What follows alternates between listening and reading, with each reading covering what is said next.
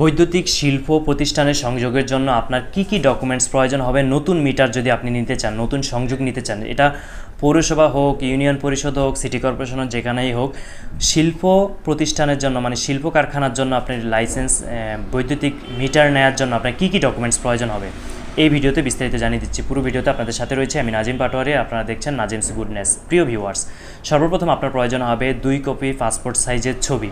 2 number আপনার প্রয়োজন হবে আপনার ন্যাশনাল আইডি কার্ডের কপি অথবা আপনার পাসপোর্টের কপি।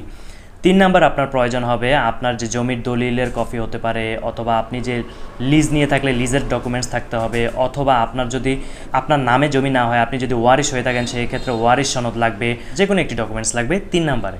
4 নাম্বারে আপনার প্রয়োজন হবে আপনার ভবনটি যদি 10 তলার অধিক হয় সেক্ষেত্রে আপনার অগ্নি নির্বাপক সার্টিফিকেট লাগবে, এটি ফায়ার সার্ভিস থেকে আপনি সংগ্রহ করে দিতে হবে।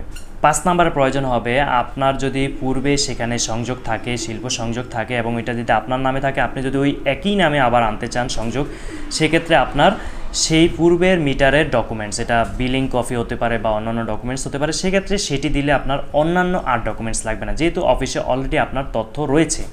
এরপর যে ডকুমেন্টসটি লাগবে তা হচ্ছে রাজুক বা পৌরসভা হতে পারে বা ইউনিয়ন পরিষদের হতে পারে হোল্ডিং নাম্বারের ডকুমেন্টসটি কপি লাগবে। এরপর এইচটি সংযোগের ক্ষেত্রে আপনার বিদ্যুৎ উন্নয়ন বোর্ড অথবা বিদ্যুৎ বোর্ডের একটি সার্টিফিকেট লাগবে এইচটি সংযোগের ক্ষেত্রে।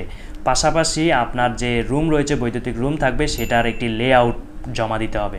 এরপর যে ডকুমেন্টসটি লাগবে শিল্প এবং ক্ষুদ্র শিল্প প্রতিষ্ঠানের জন্য তা হচ্ছে আপনার যে শিল্প প্রতিষ্ঠানের অনুমতিপত্র রয়েছে সে একটি ডকুমেন্টস, এটি ঐচ্ছিক হিসেবে উল্লেখ করা হয়েছে, এটি আপনার থাকলে আপনি জমা দিতে পারেন। এই ডকুমেন্টসগুলো হলেই আপনি শিল্প সংযোগ নিতে পারেন বৈদ্যুতিক লাইনের।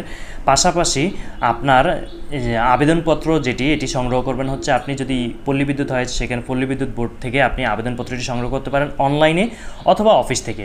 আর যদি আপনি ওয়াবদা বা অন্যান্য সংযোগ হয় সেক্ষেত্রে তাদের অফিস থেকে আপনি ওয়েবসাইট থেকে, যদি ওয়াবদা বা অন্যান্য সংযোগের অফিস হয় সেক্ষেত্রে তাদের ওয়েবসাইট থেকে আপনি ফর্মটি সংগ্রহ করে নিতে পারেন অথবা সরাসরি অফিস থেকেও সংগ্রহ করতে পারেন। প্রিয় ভিউয়ার্স, এই ধরনের নিত্য নতুন তথ্যবহুল ভিডিও আমাদের চ্যানেলে নিয়মিত আপলোড করা হয়, তাই চ্যানেলটি ইউটিউবে সাবস্ক্রাইব করুন এবং ফেসবুকে ফলো করুন। আমাদের সাথে থাকার জন্য অসংখ্য ধন্যবাদ। আল্লাহ হাফেজ।